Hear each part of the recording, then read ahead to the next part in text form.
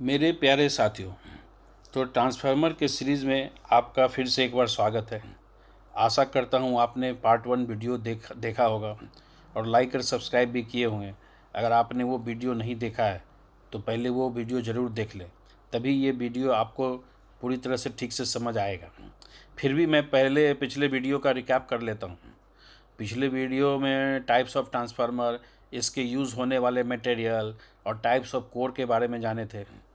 इसी कड़ी में और थोड़ा डिटेल्स में चलेंगे और भी पहलू पर विचार करेंगे कि बड़ा और एसएमपीएस ट्रांसफार्मर के लिए क्या आवश्यक है। इस सर्किट में मैंने बताया था कि प्राइमरी, सेकेंडरी और ये स्टेप अप स्टेप डाउन, और इसी दोनों के कॉम्बिनेशन से ये ऑटो ट्रांसफार्मर भी हमने समझा था।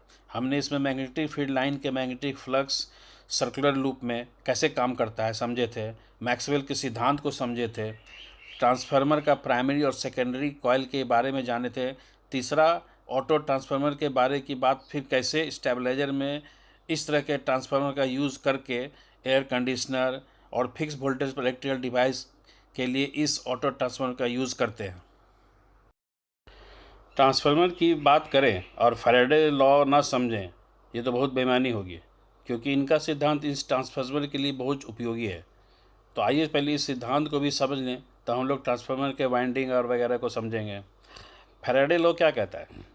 फैराडे लॉ कहता है कि विद्युत वाहक बल, वो जो भी है, मैग्नेटिक फ्लक्स के परिवर्तन के ऋणात्मक दर के बराबर होता है।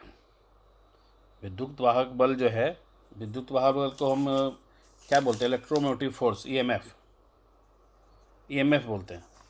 ईएमएफ, इसको ई से भी डिनोट कर सकते हैं। तो ये बोलते हैं कि विद्युत वाहक बल मैग्नेटिक फ्लक्स के परिवर्तन के दर के ऋणात्मक दर के बराबर होता है। तो ये डेल्टा टी, मतलब कॉइल के, अगर मान ले कॉइल ये है ट्रांसफार्मर का इस तरह से, तो मान लें, तो ये जो पर टर्न जो फ्लक्स चेंजेस है, परिवर्तन की जो दर है डी टी डी टी, इसके ऋणात्मक परिवर्तन के दर को ये बताता है मैग्नेटिक फ्लक्स। क्योंकि जब हम करंट पास करते हैं तो मैग्नेटिक फ्लक्स में चेंजेस आते हैं और ईएमएफ जनरेट होता है, इलेक्ट्रोमैग्नेटिक फोर्स, और यही ईएमएफ जो है ट्रांसफ़र होके इधर जाते हैं, जो कि दूसरे सेकेंडरी कॉइल को भी चार्ज अप करते हैं। तो इसको ई से डिनोट करते हैं। तो ये इधर हो गया प्राइमरी, इधर हो गया ये सेकेंडरी। तो अगर हम प्राइमरी सेक्शन को अगर ले लें अगर फोर्स, तो ये अगर हम इसको बोल सकते हैं कि ये एन पी डेल्टा टी इस तरह से डिनोट कर सकते हैं फॉर प्राइमरी के लिए। उसी तरह से अगर सेकेंडरी के लिए लेंगे तो E S equal to minus N S delta phi and delta T, ये परिवर्तन है, दिस इज द परिवर्तन। तो इन दोनों का अगर रेशियो लें, इन दोनों का रेशियो से, अगर जो अगर टर्न रेशियो बताएगा, इसका टर्न रेशियो की बात करता है ये, तो E P equal to E S divide कर दें, वन और टू को अगर डिवाइड, इसी पर डिवाइड कर देंगे तो यू विल गेट, पर क्या मिलेगा हमको? N P by N S, जो कि हमको बताता है टर्न रेशियो के बारे में। मतलब ये प्रोपोर्शनल है, डायरेक्टली प्रोपोर्शनल या इन्वर्सली प्रोपोर्शनल। आप देखेंगे कि अगर यहाँ पर प्राइमरी सेक्शन इंक्रीज करेगा, अगर स्टेप अप ट्रांसफार्मर अगर लेते हैं तो क्या करना होगा? ये डाउन होगा, ये अप करेंगे, ये डाउन होगा। अभी मैं इसको और भी तरीके से समझाता हूँ मैं, कि या इसको बोल सकते हैं E S is directly proportional to N S. ये साइड देखिए, ये रहा ई पी इस साइड और ये का ई एस। अगर हमको इस साइड का अगर वोल्टेज बढ़ाना हो, अगर हमको वोल्टेज अगर बढ़ाना पड़े इधर इस साइड का, तो क्या करना होगा? कॉइल की संख्या, नंबर ऑफ कॉइल की संख्या को बढ़ाना पड़ेगा, क्योंकि इधर से ईएमएफ जब चार्ज होगा तो तभी ये ज़्यादा होगा। ये स्टेप अप के केस में होगा, इसका नंबर ऑफ टर्न जैसे बढ़ेंगे वाइंडिंग के, तो आपका आउटपुट वोल्टेज भी इंक्रीज कर जाएगा। तो अगर इसकी वैल्यू ज़्यादा होगी तभी इसका वोल्टेज ज़्यादा होगा। क्लियर है? और हमने पढ़ा है कि power equal two volt into current. ठीक है? अगर मान लिया हम आइडियल ट्रांसफर ले लें कि इसमें कोई लॉस नहीं है, इफिशिएंसी एकदम परफेक्ट है, तो क्या हो जाएगा, EP into IP, volt is current equal to हो जाएगा ES इंटू IS, और volt VP into IP equal to VS into IS।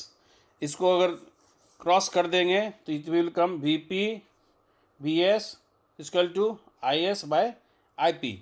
कहने का मतलब है कि वोल्टेज अगर ज़्यादा होगा तो करंट एम्पियर कम होगा, और अगर वोल्टेज कम होगा तो करंट एम्पियर ज़्यादा होगा। इससे ही पता चलता है।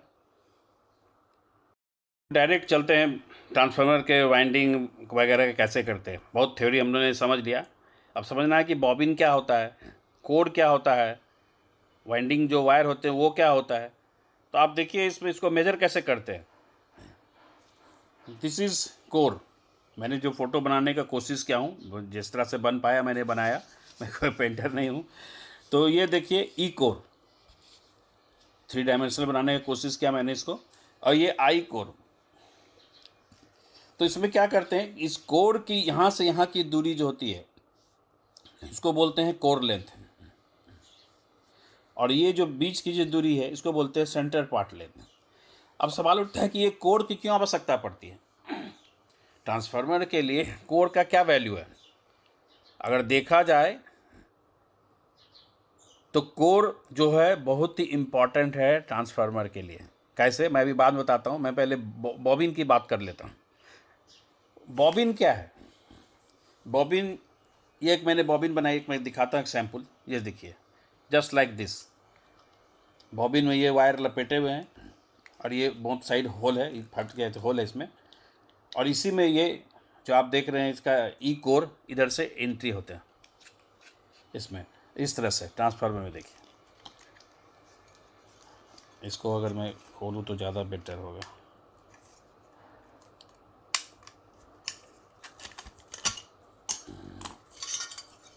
ये देखिए, अभी आपको दिख रहा हो क्लियर। ये जो बॉबिन है, ये देखिए, ये बॉबिन लगे हुए हैं इसमें, ये बॉबिन है, और ये कोर, ई कोर देखिए, ये यहाँ से इन गया, ये कट गया यहाँ से, ये बीच वाला पार्ट इसके अंदर, ये बीच वाला पार्ट इसके अंदर चला गया और इधर चला है, और आई कोर जो है ये साइड में है। तो ये एक एक करके ये पार्ट बाय पार्ट इसमें लगाया जाता है, ये एंट्री होते हैं। अब सवाल उठता है कि बॉबिन और कोर दोनों में रिलेशन क्या है। बहुत ही गहरा रिलेशन है। अगर इस कोर में, अगर हम इस कोर को अगर इस तरह से कोर ले लें और बॉबिन नहीं रहे तो क्या होगा, ये बीच का जो है एक्चुअली बाइंडिंग इसी में करना होता है, तार की जो बाइंडिंग है इसी में करना होता है, लेकिन ये पॉसिबल नहीं है, ये संभव नहीं है कि इसमें हम बाइंडिंग कर पाएंगे। तो इसी से लिए आदमी ने दिमाग लगाया कि एक ठीक है, एक बॉबिन में करके और तब इसको कोर को अंदर डाल देंगे तो पर्पस सॉल्व हो जाएगा। तो इसीलिए मेन अगर देखा जाए तो ये बाइंडिंग इसमें होना चाहिए, इसमें, लेकिन इसमें करना संभव नहीं है। तो हम लोग क्या करते हैं, पहले बॉबिन में बाइंडिंग कर देते हैं और तब इसी चीज़ को, ये कोर को इधर से इंसर्ट करके एक फुल ट्रांसफार्मर हम इस तरह से तैयार कर लेते हैं। समझ में आ गया आगे? मतलब कहने का मतलब है कि बॉबिन तो आवश्यक है ही, कोर भी आवश्यक है। तो अब अर्थात आपने देखा कि कोर जो है एक्चुअली क्या करता है, जो प्राइमरी कॉइल में जो भी मैग्नेटिक फील्ड डेवलप होता है वो सेकेंडरी कॉइल में ट्रांसफ़र कर देता है। तो मेन काम है यहाँ पर ये कोर का। अभी हम इसको समझेंगे कि कोर तो आप समझ गए, बॉबिन आप समझ गए, कोर समझ में आ गया। अब तीसरा चीज़ है हमारा वायर। किसको में इसमें वायर भी तो लगते हैं। तो वायर को समझने के लिए पहले करंट क्या है, current is directly proportional to the diameter of the wire. कहने का मतलब है, एक एग्जांपल से दिखाता हूँ आपको, एक मिनट। एक तार ले लिया, एक तार ये ले लिया और एक तार ये ले लिया। अब आप देखिए, ये तार की मोटाई इससे ज़्यादा मोटा ये है थोड़ा, और इससे ज़्यादा मोटा ये है। तो तीनों की मोटाई में अंतर है। इसको हम चित्र से समझते हैं तो ज़्यादा अच्छा समझ में आएगा। देखिए ये कितना पतला तार है, छोटा सा। उसके बाद ये थोड़ा इससे ज़्यादा बड़ा है, क्रॉस सेक्शन इसका एरिया देखिए, ये उससे भी थोड़ा बड़ा है। तो ये क्या फ़र्क पड़ता है, इससे क्या मतलब है? बहुत फ़र्क पड़ता है इससे। इससे फ़र्क क्या पड़ता है कि हम जानते हैं कि एम्पियर क्या होता है। 1 एम्पियर इक्वल टू 1 C, मतलब कूलम 1 सेकेंड, मतलब 1 coulomb charge flowing per second is 1 ampere. यही है, यानी कि और 1 कूलम कितने के बराबर होता है, ये जानकारी मैं दे दूँ, 6.23 इंटू 10⁻18 इलेक्ट्रॉन्स। इलेक्ट्रिसिटी है क्या? This is a flow of electron. Electron बहती है, it is a negatively charge, और ईच इलेक्ट्रॉन हैज़ कितना चार्ज है इसको? 1.6 इंटू 10⁻⁻19 नेगेटिव चार्ज है। तो अगर सपोज कीजिए कि एक वायर है, वायर एरिया ये, और इससे इलेक्ट्रिसिटी फ्लो कर रही है, तो 1 एम्पियर मीन्स कि इससे 6.23 इंटू 10⁻18 इलेक्ट्रॉन 1 सेकेंड में पार कर गई, यानी 1 एम्पियर हो गया। अगर इसी से अगर हम 2 एम्पियर क्रॉस कराना चाहें, माने 1 सेकेंड में अगर हम 6.23 इंटू 10⁻18 इंटू 2, जस्ट डबल, तो 2 एम्पियर। इसी तरह से बढ़ा दिए 3, तो 6.02 3 इंटू 10⁻18। कहने का मतलब है कि अगर हम इलेक्ट्रॉन का फ्लो बढ़ाते रहे, लेकिन कब तक ये वायर सस्टेन करेगा? नहीं सस्टेन कर पाएगा, क्योंकि अगर ये पतला तार है तो इसका एक लिमिट होगा एम्पियर सहने का, क्योंकि एक रास्ता बहुत छोटा है और इलेक्ट्रॉन का रस अगर बहुत ज़्यादा हो गया तो क्या होगा? हीट जनरेट होगा। हीट जनरेट से क्या होगा? तार जल जाएगी। इसीलिए आप देखे होंगे अपने घरों में जब वायरिंग होती है तो मोटे तारों से होती है, और ख़ासकर वैसे इलेक्ट्रिकल डिवाइसेस जैसे air conditions, geysers, grinding mixers, refrigerators, heaters, जो कि ज़्यादा वाटेज के होते हैं, उनको चलाने के लिए क्या करते हैं? उनको चलाने के लिए आपके मेन लाइन से मोटा तार का एक्सटेंशन लेते हैं, क्योंकि अगर सिंपल बोर्ड से अगर हम चला दें तो वो लोड नहीं पकड़, क्योंकि वो ज़्यादा वाटेज है, वो करंट को ज़्यादा ड्रॉ करेंगे। ज़्यादा करंट ड्रॉ करने से वो तार सस्टेन नहीं कर पाएगा और तार जल उठाएगा। तो इसलिए हम लोग क्या करते हैं, मोटा तार देते हैं, ताकि करंट जो है फ्लो उसका बना रहे और वो ठीक से चल भी पाए।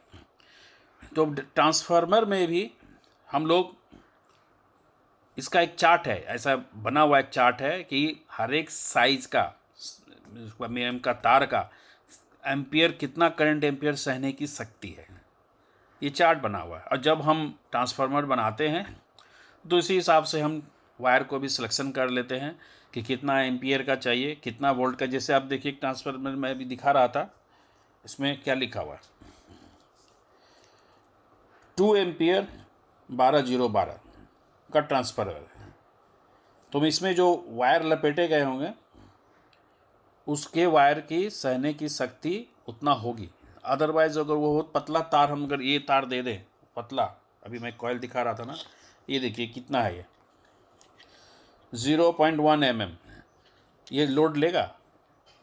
आधा एम्पियर भी नहीं सह पाएगा ये। तो वो डिजाइंड होते हैं, ये इट इज़ ए फिक्स। और साथ में हमको ये भी देखना होता है कि इतना भी मोटा तार ना ले लें कि इस बोबिन में ओवरफ्लो हो जाए, फिर हमको ये जो कोर है बैठाने में दिक्कत हो जाए। तो ये सब कॉम्बिनेशन मुझे देखने पड़ते हैं। अब मैं थोड़ा समझा देता हूँ कि कोर और बोबिन का कैसे मेजरमेंट करते हैं और कैसे सिलेक्शन करते हैं इसका, ये भी मैं थोड़ा दिखाऊँ तो थोड़ा जानकारी के लिए उसके बाद मैं फाइनल में एक सैम्पल दिखाऊंगा कि कैसे कैलकुलेशन होते हैं और कैसे निकालते हैं हम इसका आउटपुट, इनपुट आउटपुट जो भी रिक्वायर्ड हमारा ट्रांसफार्मर का कैसे निकालते हैं। तो देखिए साथियों, तार का मेजरमेंट कैसे हम लोग का यहाँ SWG चलता है। AWG होता है अमेरिकन वायर गेज, बट हम लोग का स्टैंडर्ड वायर गेज है। अब जैसे एक सैम्पल ये तार था, ये से मोटा और ये मोटा है, अगर इसको हम मेज़र करें तो इसमें क्या है कि इसमें जिस होल में ये जला जाए उसी का साइज़ का ये होगा। अब ज़्यादा जा रहा है, ये देखिए इसमें फिट चला गया है, इसमें ही नहीं जा रहा है, आराम से नहीं जा सकता इसमें। तो इसका मतलब है कि ये 15 नंबर का है। इसको देखें 15 नहीं तो मोटा है तो और कम होगा।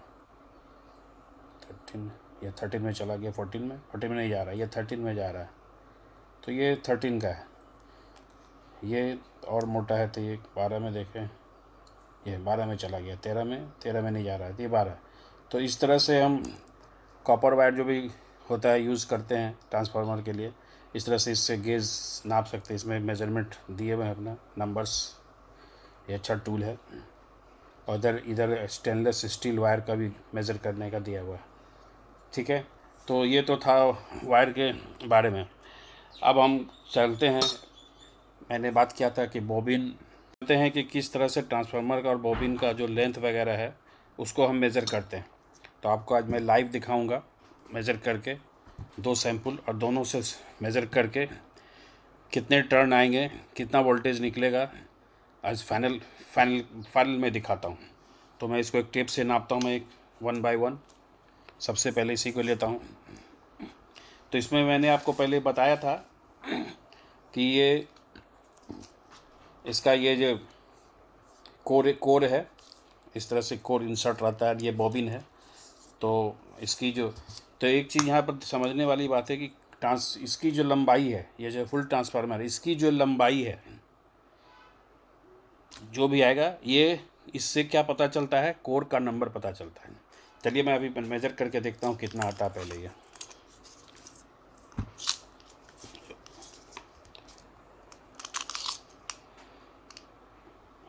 ये करीब 3.75 आ रहा है। तो 3.75 करने का मतलब जो मेजरमेंट आता है जिसकी लंबाई, वही कोर नंबर नहीं होता, ये ध्यान रखिएगा।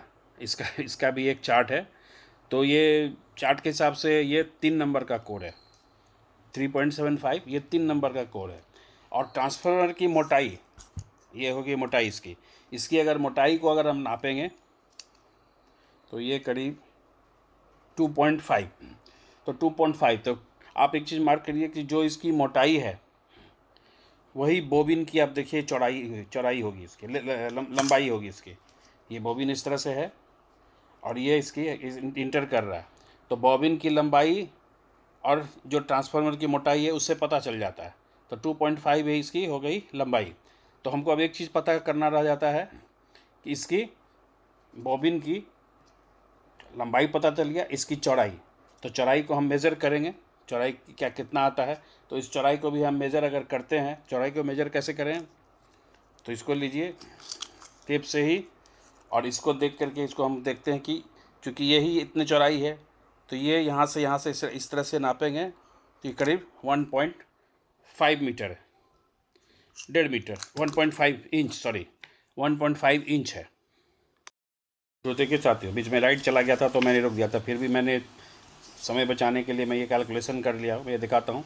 वो तो इसकी मोटाई लंबाई तो मैंने आपके सामने नापा इस ट्रांसफार्मर का।